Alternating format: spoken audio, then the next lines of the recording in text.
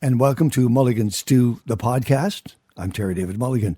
Nice to have you with us. Matt Andersen is the pride of Perth, Andover, New Brunswick. He's a maritimer through and through. And he is an absolutely solid road trooper. He's constantly on the road, constantly touring. So it makes sense that his new album is called Halfway Home by Morning. And he did a smart thing. He invited Steve Dawson, guitarist, singer, songwriter, producer, arranger, to come in the studio and shape these songs. The interesting thing about Matt Andersen is that you can't define what he does. He has a voice that can sing 1930s jazz standards. He can growl with the best of the blues singers. And he absolutely is a sensational performer. You know, whether it's a soft seater, a symphony hall, or a bar, you get the same show from Matt Andersen. This new album has a lot of friends on it. Amy Helm, for one. Levon Helm's daughter. They co-wrote a song together that's a hit called Something to Lose. And because he was a tuba player at the ripe old age of 14 years of age, I decided to talk to him about horns.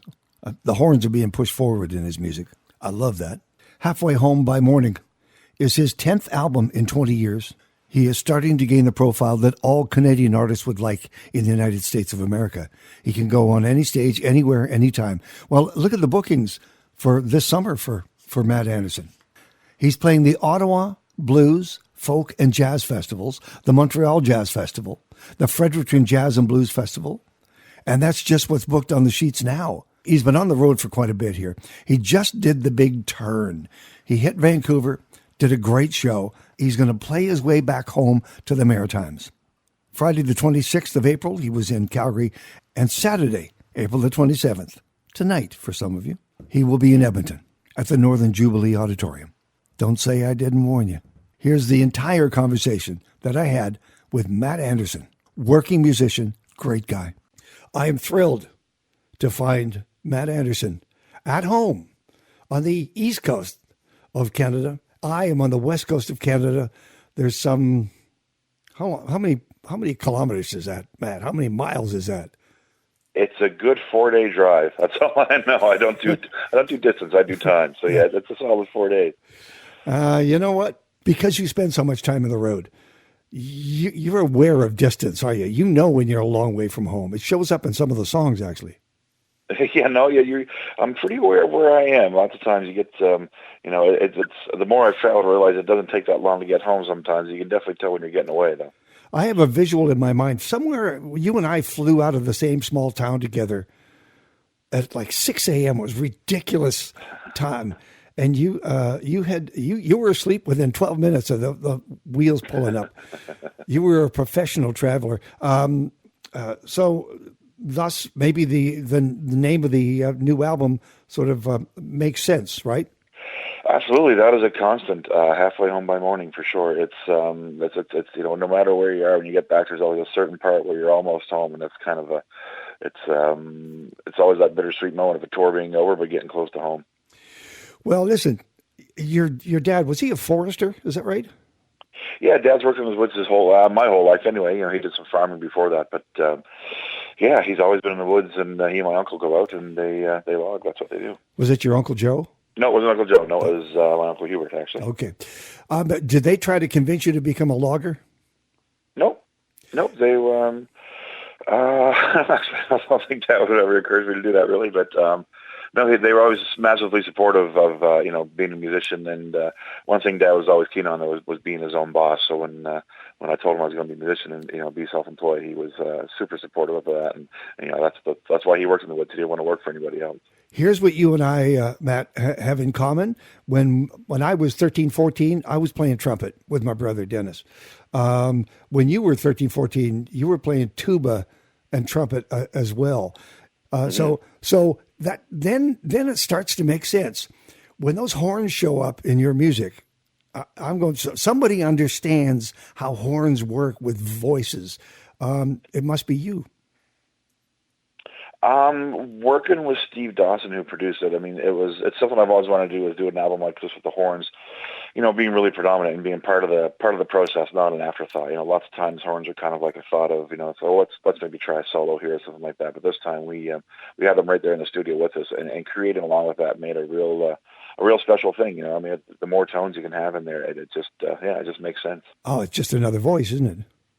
Absolutely. Because that's what BB says, basically. The horn players with BB says, those are my backup singers. I don't have backup singers. The horns are the other voices. So yeah, I'd agree with that for sure. I mean, they bring a whole other, especially when you get into like electric music, with electric guitars and bass and drums and all that kind of stuff. The horns are still a very, raw and natural kind of sounding thing to kind of mix up with that. Hey Matt, where did the horns come in? How far back do we have to go in terms of your discography to figure out what song where and what album where? The first time I had horns was when I did with Colin Linden, Coal Mining Blues. That was the first time we had horns on a couple tracks on that one. The same thing on the next album, next couple albums really. We had horns on a couple places, and like I said, this is the time that we actually, it wasn't an afterthought. It was like, let's throw the horns in there first thing and make them part of the whole creation. And right from the beginning of writing the songs, we kind of had that in the back of our mind, and then when we were in the studio, it was just, we had them right on the floor with us. The albums get stronger and stronger and stronger. Halfway Home by Morning, I'm there. I'm on the first track. I'm on the second track. And I'm just like everybody else out there. All of a sudden, the album's done, and you've been transported to another place, which is the glory of music, which is the beauty of music, is that one song hands you off to another and another and another. Well done here, Matt Andersen. Thank you very much. No, it's this album I'm really excited about. How we recorded it, going in and doing it all live off the floor, like I said, the only thing we really overdubbed was the background vocals. Everything was in the studio at the same time, and this is probably the first album where I haven't worried about if people are going to like it or not. I just wanted to make something I was proud of and something I was and just wanted to make. So I mean, it was really freeing to go in and not have that worry over your head, to just go in and just make something you wanted to make. It's hard to put a value on creative freedom, isn't it? Where you don't carry the weight of our expectations. You just play for yourself and the people in the studio. Yeah, it's not something I've really gotten caught up in too much, but even just a little bit of it can be enough to be to kind of steer you in a direction that maybe you don't really want to go in. So this time I just decided to let go of all of that, and you can't worry about if people are going to like it. You've got to like it first, I think, and then just let people come to it if they like it. I want to play something here. I know that you and Amy Helm are great friends, and that you wanted to co-write together. You wanted to write a song together. And I guess it was somewhere on the road. You finally found a day off where you could sit down and do something? Actually, yeah, we were in Edmonton about a little over a year ago now, and we had a day off and tackled a tune and got probably the first verse and the chorus idea down, and then didn't have a chance to finish it up. And I came back home and was writing with a good friend, Ian James, and I brought it up to him, and we finished it off there. So it was. Yeah, I mean, I'm really thrilled with that tune. And when we decided to put on the album, we called Amy first thing. She was probably the first musician we had booked, really, just to see if she was going to be able to be there. And, yeah, it was one of my favorite moments in the studio. It was the last session we did, had Amy in there, had the band in, and just, singing in the same room with her was something I've been hoping to do for a long time like that on the album. And how did you like that harmony? Oh, I mean, it's amazing. I love singing with Amy, and she's one of my favorite people and one of my absolute favorite people to sing with. So it's, having friends you can sing with is a pretty great thing. Check this out, friends. This is the whole album in one song. There's a lot of great tracks like that. Something to Lose. Amy Helm, Matt Andersen.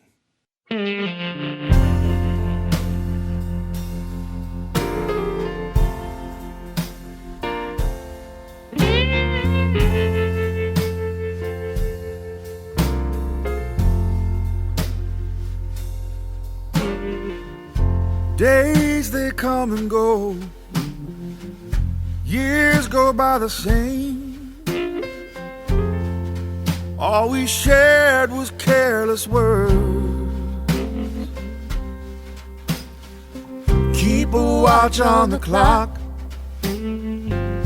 for the little hand to stop. Striking a match just to watch it burn. Don't want to lose this love, haven't we lost?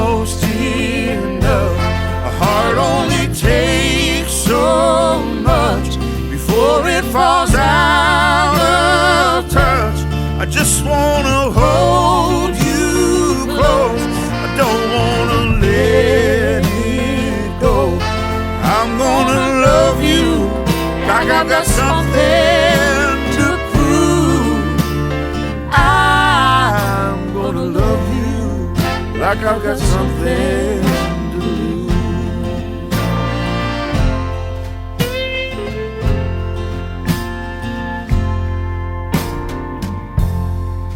I can still remember the first time I saw you. You were like a star that fell for me. Let's get back to them, make it new again. Got too much right just to turn and leave. I don't wanna lose this love. Haven't we lost enough? A heart only takes so much before it falls out of touch. I just wanna hold you close.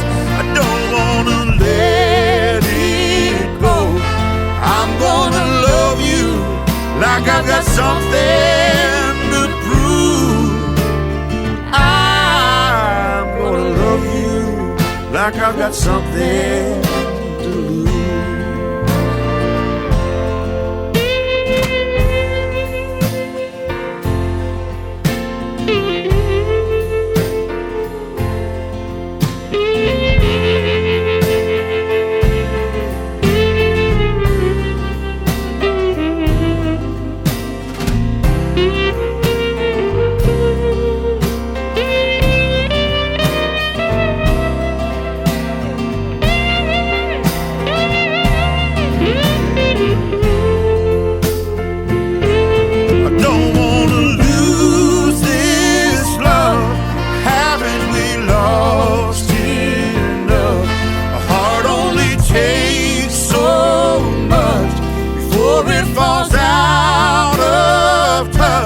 I just wanna hold you close. I don't wanna let it go. I'm gonna love you like I've got something to prove. I'm gonna love you like I've got something to lose. I just wanna hold you close. I don't wanna let it go. I'm gonna love you like I've got something to prove. I'm gonna love you like I've got something to lose. I'm gonna love you like I've got something to lose.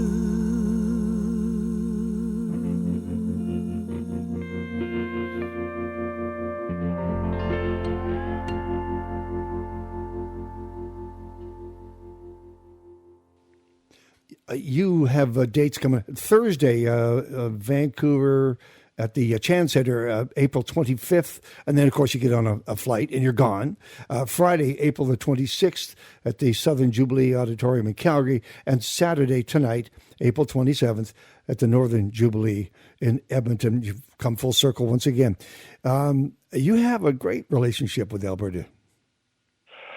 Yeah, I think Alberta's always been really good to me. You know, I kind of at the point when I started playing on the West Coast is when all the Maritimers started moving to the West Coast to work. So it's kind of just lined up perfectly, and you know, and it's such a great you know, the music scene out there as far as like, you know, it's all the folk clubs like in Calgary and Edmonton, and just so many different venues and folk societies, and you know, just it's been really supportive. So it's always you know, it's been great. I've gone from playing, you know, the rooms of, you know, 15 to 20 people, and this time we're doing the Jubes. So it's pretty exciting to head back out that way. Wow. You know, here's the interesting thing. I know that you're heading back across the country, and you'll end up at Freddie Beach, and you'll just keep going because you're a touring hound. But it's interesting, kind of. I know that the music business tries to put artists in a box. This is what they are. This is what they do. You go into a record store and you'll find yourself in that section every time. However, I'm looking at these bookings. You're at the Ottawa Blues Festival, the Montreal Jazz Festival. You're at the Freddie Beach Jazz and Blues Festival. There's even a folk festival, a couple of them along the way. I'm sure there's a Roots Festival in your plans, and maybe even an Americana Festival. What the hell are you, Matt Andersen? What are you? A floor wax or a shampoo? I'm whatever you need to be. It seems like, I think even just music festivals themselves are kind of lots of times it's so broad, which is really great. They don't.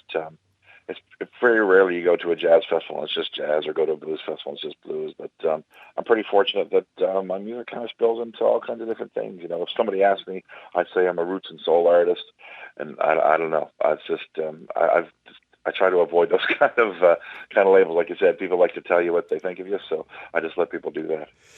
What's the most personal track on the album, Matt?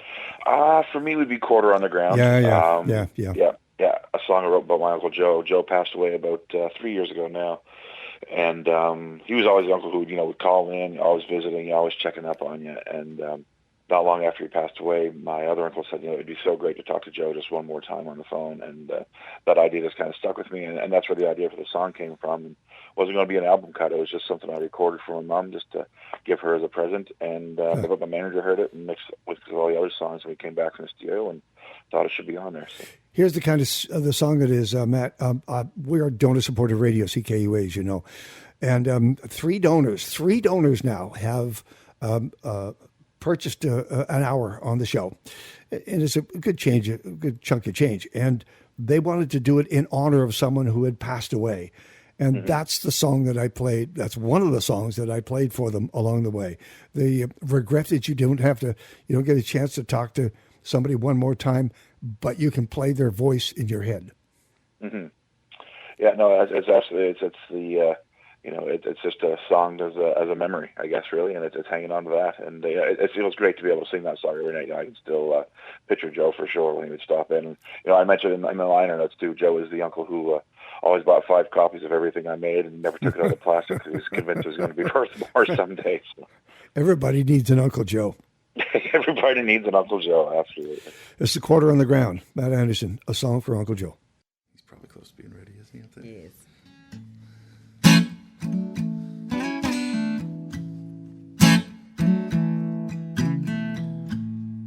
Why can't you just pick up the telephone?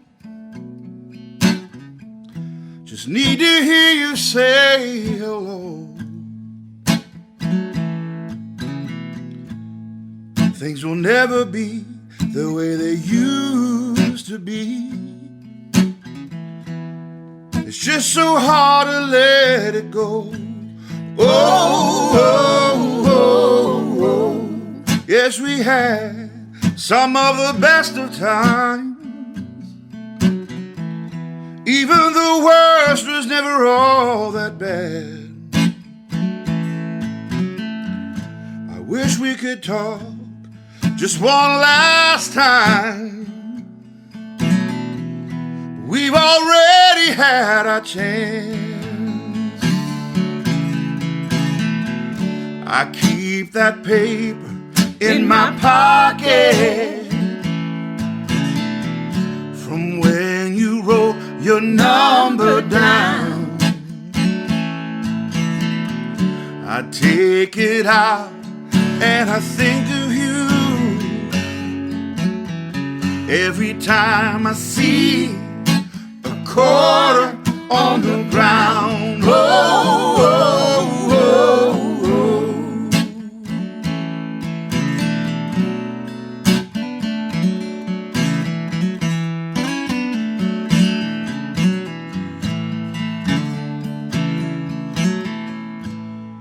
I keep your picture in the hallway,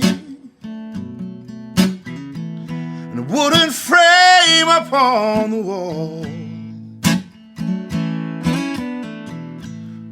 Often I stop to remember how good it felt when you would call. Oh, oh,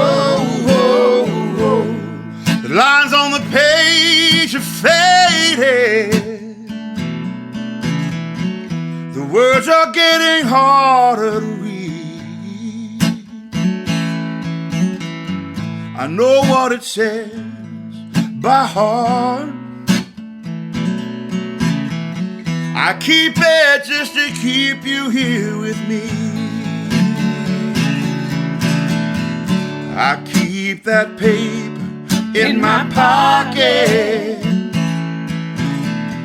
from when you wrote your number down. I take it out and I think of you every time I see a quarter on the ground. Oh, every time I see a quarter on the ground. Oh, every time I see a quarter on the ground.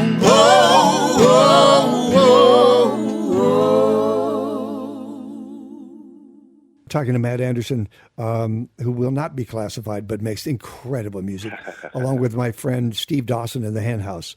Nice to hear Steve's guitar in there as a counterpoint to you, but the songs, you could be doing these solo, as a matter of fact. Gasoline, you need one of those tunes where you have something to say. What was the genesis of that track? That tune, I mean, there's just so much going on. I mean, environmentally, for sure, I think we're starting to see the impact of what we're doing. And it seems like instead of making things better, we're kind of making it worse, and just throwing gasoline on a fire. And even beyond that, just, in everyday life, it seems like if something comes up and we have a problem with it, instead of trying to fix it, we just manage to make it worse. And so it's just kind of being conscious of that. And after people kind of, maybe think if they're adding to the problem, we're adding to the solution. This is Gasoline, Matt Andersen.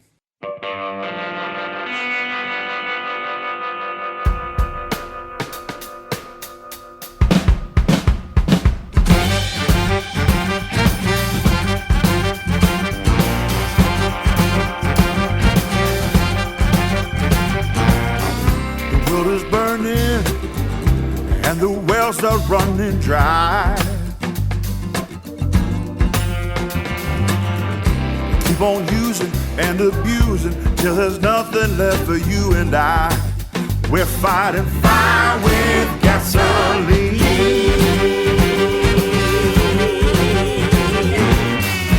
Have a look at what you're taking and what you're gonna leave behind.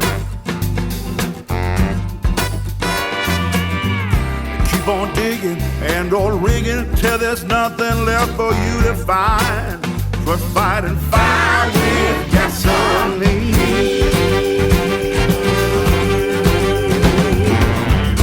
How long can we carry on telling ourselves that there's nothing wrong?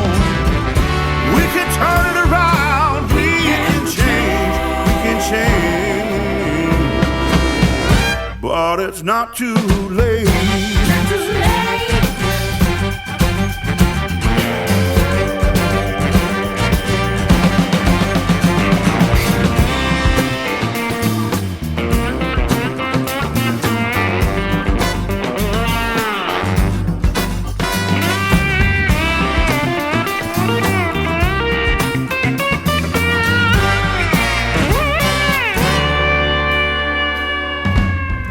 Before we change the world, we're gonna have to change our minds.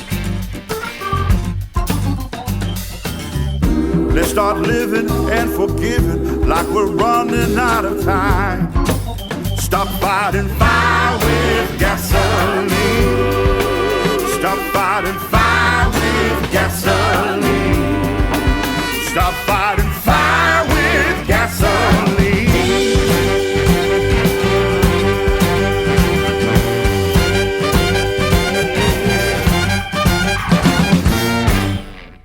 It's interesting. I was talking about the tour dates in Canada. Man, you've got some great tour dates in the States. How long has it taken to actually find that audience, for them to find you, to discover you? We've been going down there more and more the last little while. It's still growing too, I mean, there's some places are definitely better than others. But it's been, it's really great to go down this time and have a full month of headlining shows. Some gigs will be, like I said, better than others, I guess, but it's all kind of breaking new ground. And we just found out we got some dates, too, coming up with Steve Miller and Marty Stewart through the stage all summer. So, getting in front of somebody else's audience is always great. I've been fortunate enough to open for, lots of great acts down there, Buddy Guy and Los Lobos and Jesse Trucks and a whole bunch of different people. And so, yeah, it's getting better. It's really cool. I mean, I love going through the States and getting to, it's lots of songs that I used to listen to is about where we travel down there. So it's been, it's really cool to kind of spread out some more. I know what you do down there, Matt. You steal that audience is what you do, and then you double back 6 months later. Now, do you go solo? Are there some gigs where you can take the band? I haven't we did the band a few years ago, but this time it's going down solo, kind of get people too used to the original version of me, I guess, first before I take the big racket down there. Are any of these dates this year going to include the McCrary sisters? I'm doing a show in Nashville, so if they're around, if it's possible, I'd love to get them to come out because singing with them is just, it's another kind of experience altogether. Having, the history they have of like their family history of, singing and that kind of stuff, and then also just who they sang with, and their sisters who've been singing together for 40, 50 years, and it's just, we recorded a couple tracks where, like Quarter on the Ground, we did a video, and I just sat directly in front of them and have those three voices coming back at you. It was, I don't know, if everybody could experience that, I think they'd be better for it. What was the track? Quarter on the Ground, the one we did for right. Exactly Uncle Joe. Yeah, okay. Yeah. We actually just had one microphone. I sat on one side, and they sat on the other side. Okay, I'm going to play What Would Your Mama Say? You don't have to tell me this. You can make up a story about that one if you want.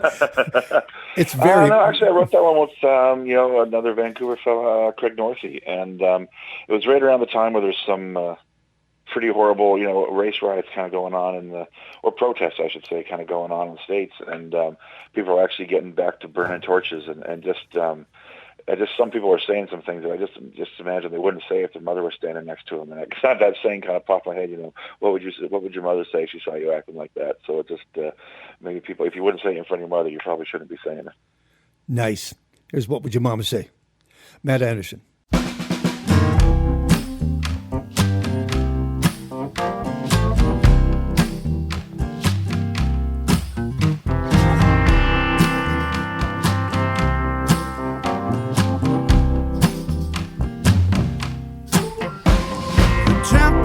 Shows crazy, a wave of heat rolling through.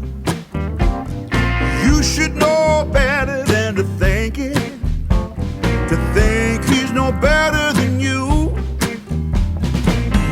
If you see a line in the sand, find yourself another place to stand. Keep it cool. There's a reason to the rule. Take a deeper look at what you don't understand. Find another piece of the truth. What would your mama say? What would your mama do? What would your mama think if your mama could see you?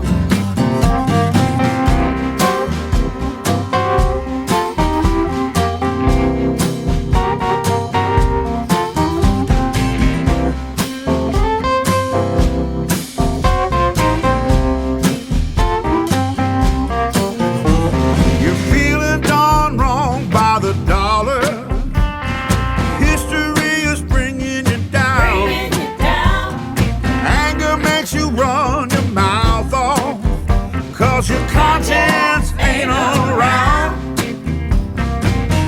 You keep trying to make it right, doing something you know is wrong. Yeah, you're pointing the blame at a guy who feels the same. Lay down your burning torches in the light will shine through. You've got to free up your point of view. What would your mama say? What would your mama do? What would your mama think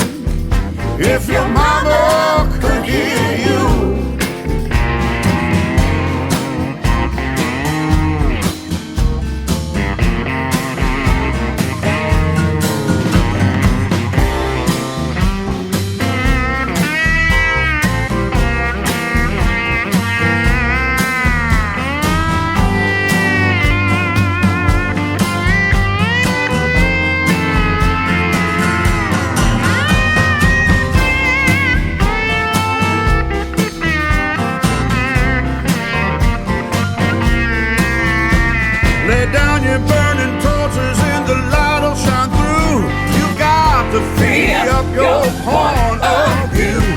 Respecting the old, but the new is today. Now, mama never let her soul get turned away. What would your mama say? Mama say, What would your mama do? What would your mama think? If your mama could hear you, she could hear you. oh, if she could hear me.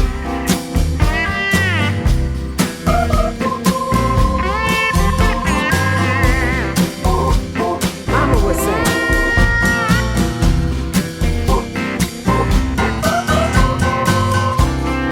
you know better than that.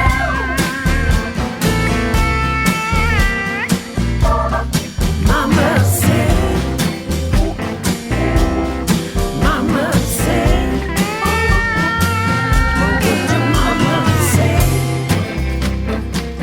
what would your mama say? What would your mama say? What would your mama say? What would your mama say? By the way, Thursday in Vancouver, Chan Center. Friday, April 26th, Southern Jubilee in Calgary. Saturday, April 27th, tonight at the Northern Jubilee Auditorium. You can see him in all of his glory. You've had a haircut, right? You've cleaned yourself up? No. I've brushed my hair maybe 2 times since the last time I saw you. Oh, nice. So this business hasn't tried to groom you? No, business gave up on grooming me a long time ago, I think. I want to go. I want to go back. I want to play something from live at Olympic Hall. Tell me about how this came to be. What was the event?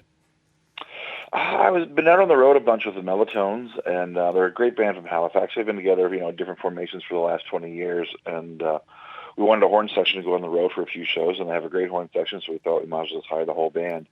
And after a great summer of doing some festival with them, we came home and just booked the Olympic Hall for 2 nights in Halifax and filled it up each night and recorded it. And this album's what came out of it. It was just a lot of fun. It was a greasy, loud gig, and it was just so much fun. I mean, playing with those guys is great, and I'm taking them out on the road again on this next tour.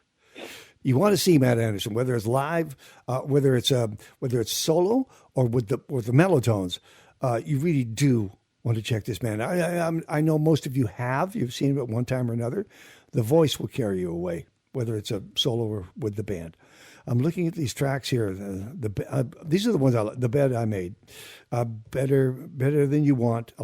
Actually, you know what? Let's just talk about Better Than You Want. Sure. I wrote that with producer Steve Dawson, and it's just kind of a little bit of self-reflection, I guess. You always kind of think you're the best version of yourself, but sometimes you got to realize that there's always room for improvement, and being aware of that. And that's what that song's about, just being the absolute best version of you can and accepting that you can always do better. Was there any one song or any part of one song that you'd carried for quite a while in your back pocket and you finally pulled it out and said, now's the time to use it? No, not really. I mean, I guess I kind of had the idea for Joe's song for a while with me, but a lot of these tunes happened just getting ready for the album, getting together and doing some sessions with people, and I kind of wrote them all there. They were all kind of based around the same kind of time frame, getting ready for this album. Can you possibly describe what this life is like? From the inside out. Well, I mean, we see the you on stage. We talk to you. You're kind enough to do these interviews, but you're still a long way from home. You're still jumping on another plane. But then that night, you walk out on stage, and you can feel our love. So, what kind of a roller coaster ride is that, Matt? Oh wow, Jesus, could be a longer call than I thought. No, it still amazes me how fortunate I am to be able to do what I do. There's definitely I've learned more and more as I've traveled that it might not be for everybody. It takes a special kind of breed, I think, to go out on the road and leave home. But the audiences are definitely what makes it worth it. I mean, it can be the absolute worst day of traveling and no sleep, but in the 2 minutes before you get on stage, it's like a whole other energy comes, and it stays with me until I get off stage again. It's pretty amazing. It's the exchange of what music does for people, creating it and also hearing it. It's a pretty special thing. I don't know what else does that for people. If you go to a sporting event, you got one side against the other side, or if you go to a movie, it's kind of like everybody kind of has their own person they're cheering for. But when it's music, everybody's there for the same reason. The people playing it and the people listening. So it's an amazing thing to be part of. 10th album in 20 years. Am I right? Yeah, that sounds about right. That's about right. Sure. Just keeping it up. And finally, here's the tricky part. I know that the festivals are about to announce all of their agendas and lineups. Anything that we haven't yet heard about? And are you coming back this way? Are we going to see you in the West? Am I on the West Coast? I don't think I am. I think a lot of this year is going to be tied up with me heading down to the States. So, so it's going to be this run, but I'm sure I'm getting back again next year. Go get them, Matt. That's the plan. 10th album in 20 years. You constantly tour behind this music. There's a track on the album called Long Rider. You're kind of thinking about home. I know that. You're probably thinking about being a long way from home. But you are a long rider, aren't you?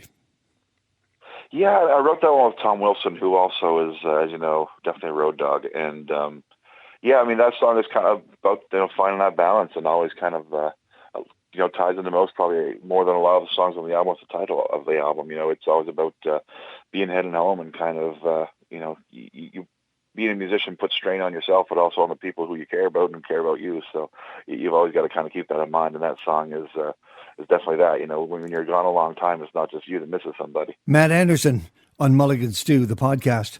I was just looking at Matt's tour dates for the States: Buffalo, New York; Pittsburgh; Nashville; Charlotte; Decatur; Carrboro, North Carolina; Vienna, Virginia; Philly; New York; Fall River, Massachusetts; Portland, Maine; Pictou, Nova Scotia; Moncton, Summerside, PEI, to wrap things up. He is a true road warrior, Matt Andersen. Hope you enjoyed that. Hope you enjoyed the tunes. My thanks to Matt and his management for clearing those tunes up so we could play them for you. I do hope, by the way, you enjoy Mulligan Stew, the podcast, and that you will subscribe when you get a chance to Apple Podcasts, Google Play Music, or Spotify. That signature, that signing up, means a lot to we podcasters out here. All right, next week, a singer, songwriter, arranger, world-class musician, producer with his own studio in Nashville. He is one of the founders of Blackie and the Rodeo Kings. He works with some of the best people in the business. Colin Linden will join us next week on Mulligan Stew, the podcast, music, film, food, and wine.